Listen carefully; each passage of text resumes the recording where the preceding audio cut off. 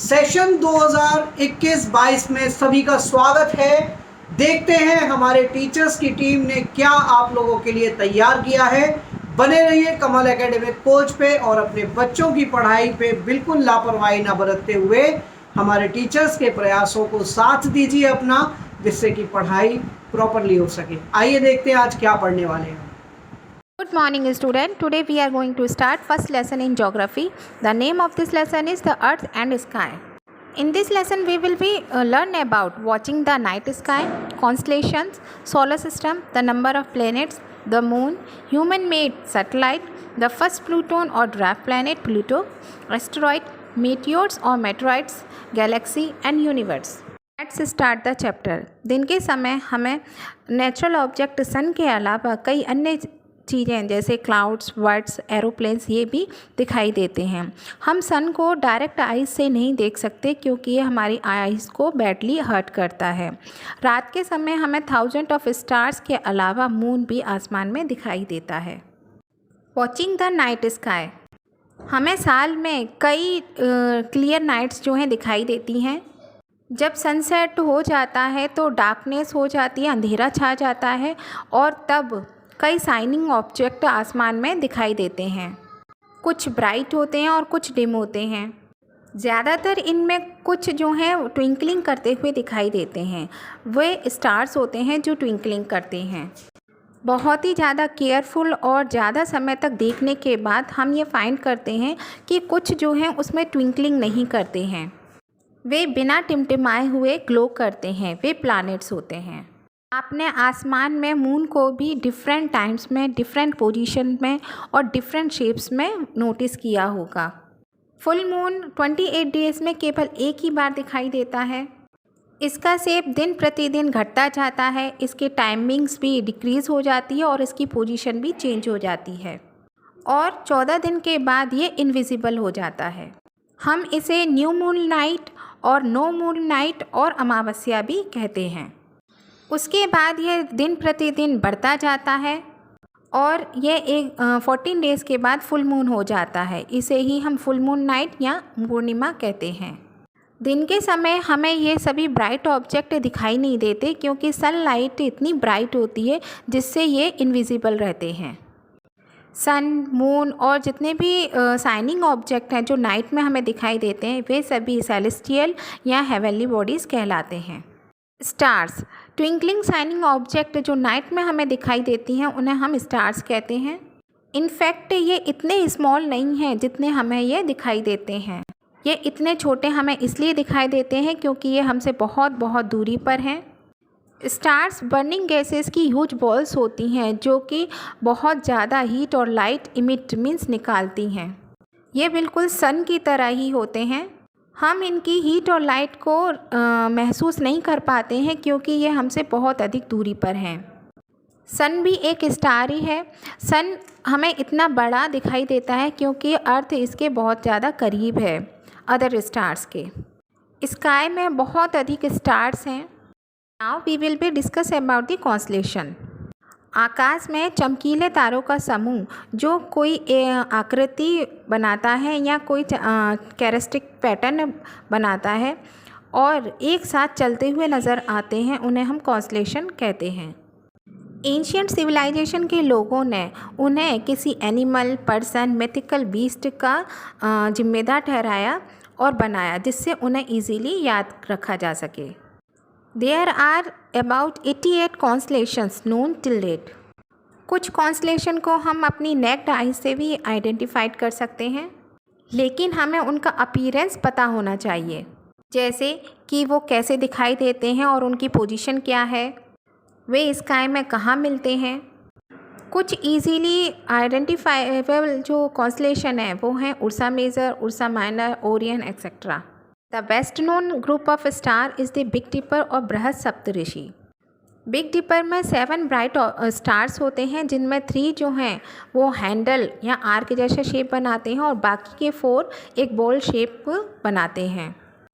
इस तरह से बिग डिपर जो है एक बिग लिटिल या क्वेश्चन मार्क जैसा दिखाई देता है।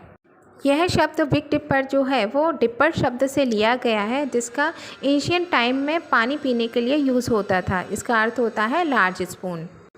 बिग डिपर उर्सा मेजर या ग्रेट बियर का ही एक पार्ट है। Along with the other Fent's star, Big Dipper forms the figure of a bear, hence the name of Great Bear. Ancient time में पीपल नाइट के समय direction find करने के लिए इन स्टार्स की हेल्प लेते थे। नॉर्थ स्टार हमेशा नॉर्थ डायरेक्शन को ही इंडिकेट करता है। इसे पोल स्टार या ध्रुव तारा भी कहते हैं। यह हमेशा आसमान में एक ही पोजीशन में रहता है। हम सप्तऋषि की हेल्प से पोल स्टार की पोजीशन को लोकेट कर सकते हैं। The pole star is seen along the imaginary extended line joining the first two stars of the Great Bear. Little Dipper Big Dipper का ही एक स्मॉलर वर्जन है जो लगभग इसी के जैसा प्रतिबिंबित होता है। इसमें भी 7 स्टार्स ही होते हैं। लिटिल डिपर में pole star handle tip form करता है। These constellations are usually visible during spring from our part of the world. Orion और कालपुरुष विंटर में दिखाई देते हैं। कालपुरुष से संबंधित जो स्टार्स हैं वो बिल्कुल एक हीरो की तरह ही दिखाई देते हैं, जो कि हाथ में बो और एरो लिए खड़ा हुआ है। Now we will be discuss about the planets. अगर हम नाइट में स्काई को हाफ एन आवर या उससे अधिक समय तक देखते हैं तो हम ये फाइंड करते हैं कि कुछ स्टार्स जो हैं वो अपनी पोजीशन चेंज करते हैं। वे हमें अर्थ की ओर मूव करते हुए दिखाई देते हैं, ईस्ट से वेस्ट की ओर। कुछ स्टार्स जो हैं ईस्ट से निकलते हुए दिखाई देते हैं और कुछ वेस्ट में सेट होते हुए दिखाई देते हैं।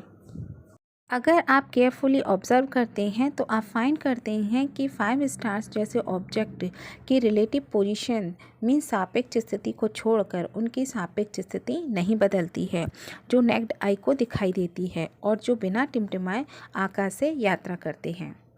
इन्हें वंडरर्स या प्लैनेट के नाम से जाना जाता है। प्लैनेट शब्द ग्रीक शब्द प्लैनेटाई से निकला है, जिसका अर्थ होता है वंडरर्स मीन्स भटकने वाले। प्लैनेट्स की अपनी कोई हीट एंड लाइट नहीं होती है, वे स्टार्स से जो लाइट निकलती है उससे चमकते हैं। अर्थ जिस पर हम रहते हैं वह भी एक प्लैनेट है। इसे पूरी हीट एंड लाइट सन से प्राप्त होती है, जो कि हमारा नियरेस्ट स्टार है। अगर हम स्पेस में से अर्थ को ग्रेट डिस्टेंस से देखते हैं तो हम ये बिल्कुल मून की तरह से एक शाइनिंग ऑब्जेक्ट की तरह दिखाई देती है। हमारी अर्थ की तरह 7 अदर प्लैनेट्स और 3 प्लूटोन्स हैं जो सन से हीट एंड लाइट रिसीव करते हैं। Let us view the differences between the stars and the planet. Stars hot burning gases से बने होते हैं, जबकि प्लैनेट सॉलिड मटेरियल और कूल गैसेस से बने होते हैं। स्टार्स अपनी लाइट निकालते हैं, जबकि प्लैनेट्स जो लाइट सन से रिसीव करते हैं उसे रिफ्लेक्ट करते हैं। स्टार्स बहुत बड़े होते हैं, जबकि प्लैनेट स्टार से बड़े नहीं होते हैं। स्टार्स ट्विंकलिंग करते हैं, जबकि प्लैनेट ट्विंकलिंग नहीं करते हैं। There are millions of star while there are only 8 planets और 3 plutons. Now we will be discuss about the solar system. The sun, 8 planet, 3 Pluton, satellite, asteroid and meteoroids, ये सभी मिलकर सोलर सिस्टम बनाते हैं। सन इस सोलर सिस्टम के बिल्कुल centre में है और अपनी फैमिली का ये सबसे लार्जेस्ट मेंबर भी है और हेड भी है। द सन सोलर सिस्टम के सेंटर में है। यह बहुत बड़ा है और हॉट बर्निंग गैसेस से बना है।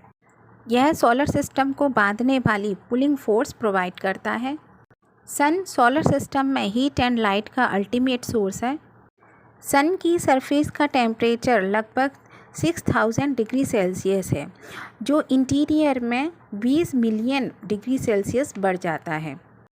लेकिन उस ग्रेट हीट को हम महसूस नहीं कर सकते, क्योंकि यह अर्थ से लगभग 150 मिलियन किलोमीटर दूर है। सन का डायमीटर अर्थ से लगभग 100 टाइम्स है। The sun is nearly 300,000 times the weight of the earth. भी एक स्टार है। ये मीडियम साइज का स्टार है। यह हमें इतना बड़ा दिखाई देता है क्योंकि ये अर्थ से क्लोजेस्ट है। सनलाइट 300,000 किलोमीटर पर सेकंड की स्पीड से ट्रेवल करती है। फिर भी इस स्पीड से चलने के बाद इसे अर्थ तक पहुंचने में लगभग 8 मिनट का टाइम लगता है। सन से सबसे नियरेस्ट स्टार प्रोक्सिमा सेंचुरी है। यह इतनी दूरी पर है कि हम इसकी दूरी लाइट ईयर या प्रकाश वर्ष में व्यक्त करते हैं। 1 light year is equal to distance light travels in a year. Light एक साल में लगभग 9.500 बिलियन किलोमीटर की दूरी तय करता है। प्रोक्सिमा सेंचुरी हमसे 4.24 लाइट ईयर्स दूर है। Now we will be learn about the planets in the solar system. वह सेलेस्टियल बॉडी जिनकी अपनी कोई लाइट नहीं होती है और जो सन के चारों ओर एक सर्कुलर ऑर्बिट में 200 साल से भी कम जिनको टाइम लगता है एक चक्कर को कंप्लीट करने में, उसे प्लैनेट्स कहते हैं। There are 8 planet in our solar system in order of their distance from the sun. They are Mercury, Venus, Earth, Mars, Jupiter, Saturn, Uranus and Neptune. ये पथ इलोंगेटेड और इलिप्टिकल और ओवल शेप्ड होते हैं जो nearly circular ही होते हैं। इन पथ्स को ऑर्बिट कहा जाता है। Number of planets. 1992 से पहले 9 सेलेस्टियल बॉडीज सन के चारों ओर चक्कर लगाती थी।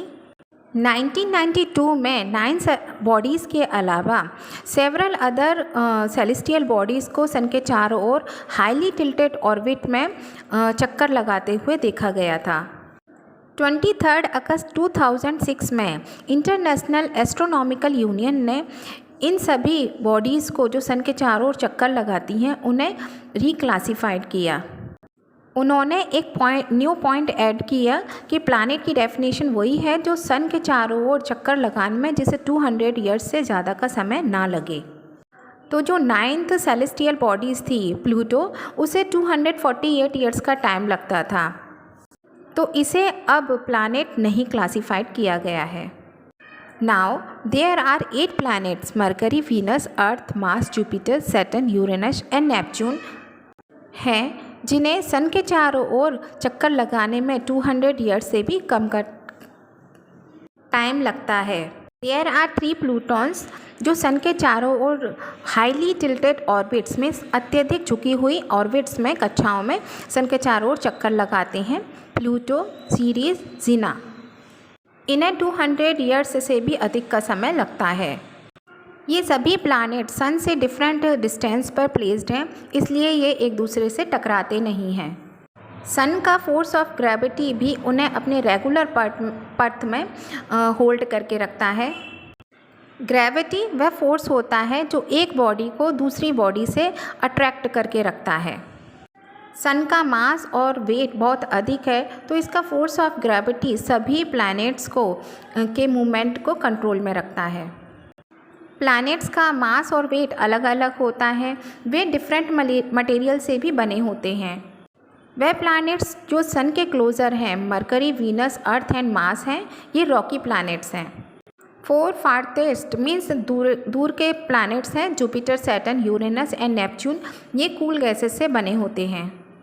इन सभी को सन के चारों ओर एक कंप्लीट चक्कर लगाने में अलग अलग समय लगता है।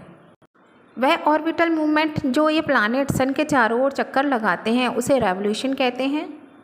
इसके अलावा एक मूवमेंट और होता है जो प्लैनेट अपनी ही इमेजिनरी एक्सिस पर कंप्लीट करते हैं, उसे रोटेशन कहते हैं। सन से प्लैनेट्स की जो दूरी है वो सन से मिलने वाली जो एनर्जी है उसके लिए मुख्य रूप से रिस्पॉन्सिबल है। जैसे मरकरी सन के सबसे नियरेस्ट प्लैनेट है, तो इसको सन से जो एनर्जी मिलती है इसकी वजह से ये सबसे ज़्यादा हॉटेस्ट प्लैनेट है। जबकि नेपच्यून सबसे ज़्यादा फॉर्थेस्ट प्लैनेट है, तो इसको सन की एनर्जी बहुत कम मिलती है, इसलिए यह सोलर सिस्टम में कूलेस्ट प्लैनेट है। प्लैनेट्स को जनरली 2 ग्रुप्स में प्लेस्ड किया गया है। Mercury, Venus, earth and Mars को इनर्स प्लैनेट कहते हैं क्योंकि ये सन के बहुत ज़्यादा क्लोज़र हैं। ये प्लैनेट रॉक्स से बने होते हैं, इसलिए इन्हें टेरेस्ट्रियल प्लैनेट भी कहते हैं, जैसे हमारा earth. Jupiter, Saturn, Uranus and Neptune outer planets हैं। इन्हें गैस जेंट भी कहा जाता है क्योंकि ये मोस्टली गैस से बने होते हैं और ये बहुत ज़्यादा सन से बहुत ज़्यादा दूरी पर हैं। Let us know more about these planets. First one is mercury. यह इनर मोस्ट प्लैनेट है और सन से बहुत ज़्यादा क्लोजेस्ट है। इसी वजह से ये बहुत ज़्यादा हॉटेस्ट प्लैनेट भी है। यह एक ल्यूमिनियस प्लैनेट है जिसका कलर येलो होता है। इसका साइज सेम मून की तरह है, लेकिन ये छोटा दिखाई देता है। मरकरी सनराइज से जस्ट बिफोर सितंबर और अक्टूबर में ईस्टर्न स्काई में लगभग 8 वीक्स तक दिखाई देता है। उसके बाद ये वेस्टर्न रीजन में सनसेट के जस्ट बाद स्काई में 8 वीक्स तक दिखाई देता है। Venus the weld planet is name after Roman goddess of love and beauty. यह साइज और मास में ऑलमोस्ट हमारे अर्थ जैसा ही है, तो इसलिए इसे अर्थ ट्विन भी कहते हैं। मून के अलावा स्काई में ये सबसे ब्राइटेस्ट ऑब्जेक्ट है, इसलिए इसे इजीली लोकेट भी कर सकते हैं। वीनस 292 डेज़ तक वेस्टर्न हॉरिजन में इवनिंग स्टार के रूप में अपीयर्स होता है। उसके बाद ये 292 डेज़ तक ईस्टर्न स्काई में मॉर्निंग स्टार के रूप में अपीयर्स होता है। इसे बेल्ट प्लैनेट कहते हैं क्योंकि थिक क्लाउड कवर से ये चारों ओर से घिरा हुआ है। क्लाउडी एटमॉस्फेयर सनलाइट जो इसके ऊपर पड़ती है उससे रिफ्लेक्ट करता है, जिससे वीनस ब्राइटेस्ट प्लैनेट दिखाई देता है। यूरेनस को छोड़कर वीनस ही एक ऐसा प्लैनेट है जो ईस्ट से वेस्ट की ओर अपनी एक्सिस पर रोटेट करता है। बाकी अदर प्लैनेट्स अपनी एक्सिस पर वेस्ट से ईस्ट की ओर रोटेट करते हैं। इसलिए अगर कोई वीनस पर खड़ा होता है तो उसे सनराइज वेस्ट में दिखाई देगा और सनसेट ईस्ट में। नेक्स्ट प्लैनेट इज़ अर्थ। अर्थ को ब्लू प्लैनेट या वाटरी प्लैनेट भी कहते हैं क्योंकि इस पर लाइफ है। इसी वजह से इसे यूनिक प्लैनेट भी कहा जाता है। लाइफ सपोर्ट के लिए जो कंडीशन फेवरेबल है वो केवल अर्थ पर ही पाई जाती हैं। एक मुख्य कारण जिसकी वजह से अर्थ पर जीवन है वह यह है कि यह ना तो मरकरी की तरह बहुत ज़्यादा हॉट है और ना ही नेपच्यून की तरह बहुत ज़्यादा कूल है। अर्थ पर वाटर 3 स्टेज जो हैं लिक्विड, सॉलिड और गैस तीनों स्टेज में पाया जाता है। एटमॉस्फेयर के ग्राउंड लेवल पर ऑक्सीजन पाई जाती है जो सभी लिविंग थिंग्स के लिए रेस्पायरेशन के लिए ज़रूरी है। एटमॉस्फेयर में ओजोन लेयर भी पाई जाती है जो सन से आने वाली जो अल्ट्रा वायलेट रेज होती हैं जो हार्मफुल होती हैं उन्हें आने से रोकती है। अर्थ पर प्लांट्स, एनिमल्स, यहाँ तक कि ह्यूमन बींग्स के साथ में लाइफ है क्योंकि सन से आने वाली जो एनर्जी है वो हमें मिलती है। साइज़ की अगर बात करते हैं तो सोलर सिस्टम में सन 5th लार्जेस्ट प्लैनेट है। यह पोल्स पर फ्लैटेड है। अर्थ सभी चीज़ों को पुल करके रखता है जिसमें वाटर और एयर भी हैं। अपनी ग्रेविटी से ये सभी चीज़ों को पुल करके रखता है, इसी वजह से प्यूपिल्स और जितनी भी चीज़ें हैं जो अर्थ पर पाई जाती हैं वो गिरती नहीं हैं। इसकी सरफेस का 2/3 पार्ट जो है वो वाटर से कवर्ड है, इसीलिए अगर स्पेस में से हम इसे देखते हैं तो ये ब्लू दिखाई देती है। इसीलिए इसे ब्लू प्लैनेट भी कहते हैं। अर्थ हमारी एक सेलेस्टियल बॉडी है। Mars, the red planet, is named after Roman god of war. It appears red due to the presence of iron-rich red soil. Mars को अर्थ से साल के अधिकतर हिस्सों में देखा जा सकता है। Its diameter is slightly more than half of the Earth. However, its mass is only 1/9 of that of the Earth. Mars की surface desert, high mountains, deep craters, volcanoes etcetera से कवर्ड है। इस पर एटमॉस्फेयर बहुत thin है लेकिन water नहीं है। Jupiter, the giant planet, is the largest planet named after the ruler of the Roman god. इसका मास सभी अदर प्लैनेट्स के कंबाइंड मास से भी अधिक है। इस पर मुख्य रूप से हाइड्रोजन और हीलियम गैसियस फॉर्म में पाई जाती हैं। इसके चारों ओर एक फेंट रिंग भी पाई जाती है। It is a white planet with A yellowish touch. It is located at a distance 5 times greater than that of the Earth from the Sun. Saturn, the jewel planet, is named after Jupiter's father in Roman gods. यह most beautiful planet है क्योंकि इस पर ice और ice cover dust particle से बनी हुई 3 rings पाई जाती हैं। यह बहुत ही लो डेंसिटी के साथ में गैसेस से बना होता है। इसका साइज़ और कंपोजिशन सिमिलर बिल्कुल जुपिटर की तरह है। However, it is cooler than Jupiter. Uranus, a planet on its side, is named after the Roman god of the sky or the father of Saturn. The tilt of the axis of Uranus is approximately 90 degree. इसलिए यह rotating gent wheel की तरह दिखाई देता है। यह अपनी axis पर ईस्ट से वेस्ट की ओर रोटेट करता है। यह प्लैनेट ग्रीनिश कलर में अपीयर है। इसके कई रिंग्स और सैटेलाइट हैं जो इसे इंसर्कल्ड करती हैं। Uranus is about 4 times the size of the earth. Uranus और नेपच्यून को टेलीस्कोप के इन्वेंशन के बाद डिस्कवर्ड किया गया था, क्योंकि यह नेक्ड आई से दिखाई नहीं दे सकते थे। Neptune the last giant is named after the Roman god of the sea. यह बिल्कुल यूरेनस की तरह है। यह कलर में ग्रीनिश है। यह भी गैसेस से बना है और इस पर सिस्टम ऑफ रिंग्स हैं। क्योंकि यह सन से बहुत ज़्यादा दूरी पर है तो यह बहुत ज़्यादा कोल्डर है। Now we will be discuss about the satellite. Satellite भी सेलेस्टियल बॉडीज़ होती हैं जो अपने प्लैनेट्स के चारों ओर चक्कर लगाती हैं। जैसे प्लैनेट सन के चारों ओर चक्कर लगाते हैं, वैसे ही सैटेलाइट भी अपनी प्लैनेट्स के चारों ओर चक्कर लगाते हैं। मरकरी और वीनस को छोड़कर सभी के एक या एक से अधिक सैटेलाइट्स हैं। यह सैटेलाइट भी प्लैनेट्स की तरह हैं। यह सन से लाइट रिसीव करते हैं, उसे नाइट में रिफ्लेक्ट करते हैं, जिसकी वजह से यह दिखाई देते हैं। हमारी अर्थ का ओनली 1 सैटेलाइट है, वह मून है। जुपिटर का सैटेलाइट गैनीमेड सोलर सिस्टम में सबसे लार्जेस्ट सैटेलाइट है। अर्थ का मून जो सैटेलाइट है वो सोलर सिस्टम में 6th लार्जेस्ट सैटेलाइट है। Now we will be discuss about the moon. The diameter of a moon is only 1/4 that of the earth. यह हमें इतना बड़ा दिखाई देता है क्योंकि यह अदर सेलेस्टियल बॉडीज़ की तुलना में हमारी अर्थ से बहुत ज़्यादा पास है। It is about 3,84,400 kilometre away from us. Moon earth के चारों ओर जो चक्कर लगाता है वो 27 डेज़ और 8 आवर्स में कंप्लीट करता है।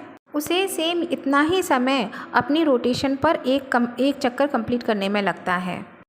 इसका अर्थ यह होता है कि जब कभी भी हम अर्थ से मून को देखते हैं तो मून की हमें केवल 1 साइड ही विजिबल होती है। इनफैक्ट मून हमेशा हाफ डार्क और हाफ ब्राइट रहता है, क्योंकि अर्थ से देखने पर उसके एंगल ऑफ व्यू चेंज होते रहते हैं।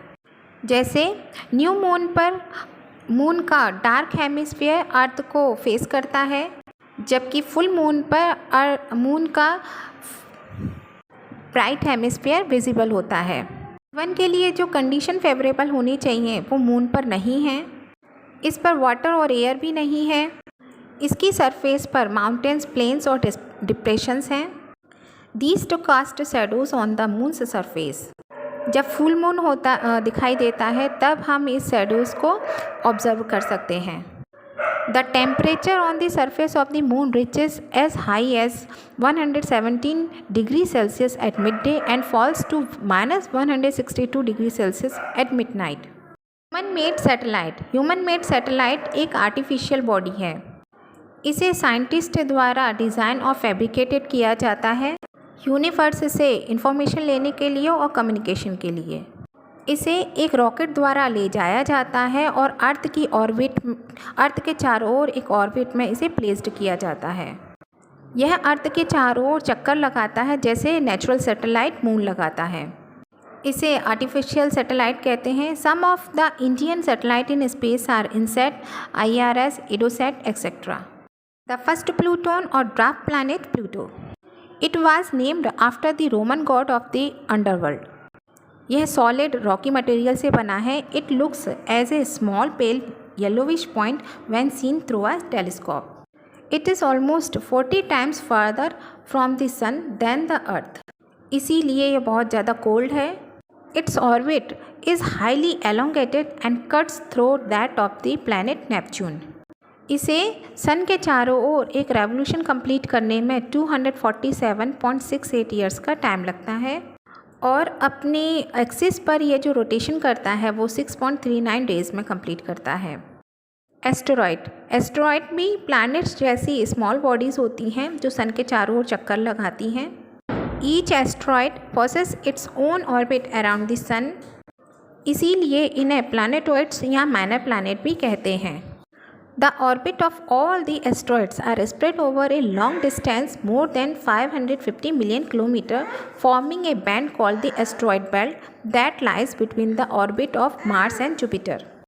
सभी एस्ट्रॉइड एक बैंड फॉर्म करते हैं जिसे एस्ट्रॉइड बेल्ट कहा जाता है और ये एस्ट्रॉइड बेल्ट मार्स और जुपिटर प्लैनेट्स के बीच में पाई जाती है। Out of Over 1 lakh asteroids, nearly 4,000 have been identified. However, their total mass is not more than a few hundredth of the mass of the moon.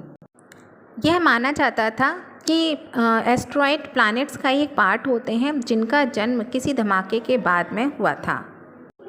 The largest of these tiny planets is Ceres, which has a diameter of 760 km. Meteors और meteoroids. Rocks के वे small pieces जो सन के चारों ओर चक्कर लगाते हैं उन्हें meteors और मेटेरॉइड्स कहते हैं. कभी कभी ये मीटेरॉइड्स अर्थ के पास आ जाते हैं और इसकी एटमॉस्फेयर में एंटर भी कर जाते हैं. एयर से फ्रिक्शन के कारण ये हीटेड हो जाते हैं और बर्न करते हैं. It causes a long flash of light. ये फ्लैश केवल नाइट में ही हमें विजिबल होती है. बर्निंग मेटेरॉइड्स को शूटिंग स्टार्स भी कहा जाता है. कभी कभी मीटियोर्स पूरी तरह जले बिना अर्थ की सरफेस पर गिर जाते हैं और एक होलो क्रिएट्स करते हैं. इस तरह के मीटियोर्स को मेटेरॉइड्स कहते हैं. Scientist get valuable information about the past history of the earth and the solar system from the meteoroids. Galaxy. We can see a whitish broad band like a white glowing path across the sky on a clear starry night. It is a cluster of millions of stars. This band is called the Milky Way galaxy. इस whitish broad band में millions of stars होते हैं. Stars के इसी cluster को हम Milky Way galaxy कहते हैं. यह बिल्कुल स्पिल्ट मिल्क की तरह दिखाई देता है, इसलिए इसका नाम मिल्की वे रखा गया है. हमारा सोलर सिस्टम इसी का एक हिस्सा है. In ancient India, it was imagined to be a pious river of light flowing in the sky. इसीलिए इसका नाम आकाशगंगा रखा. एक गैलेक्सी में बिलियंस ऑफ स्टार्स, क्लाउड्स और डस्ट और गैसेस होती हैं और ये सभी कॉमन सेंटर से ग्रेविटेशनली इंटरेक्टिंग होती हैं. गैलेक्सी कई साइज और फॉर्म में होती है, जैसे स्पायरल, इलिप्टिकल एंड इरेगुलर. हमारी गैलेक्सी मिल्की वे स्पायरल है.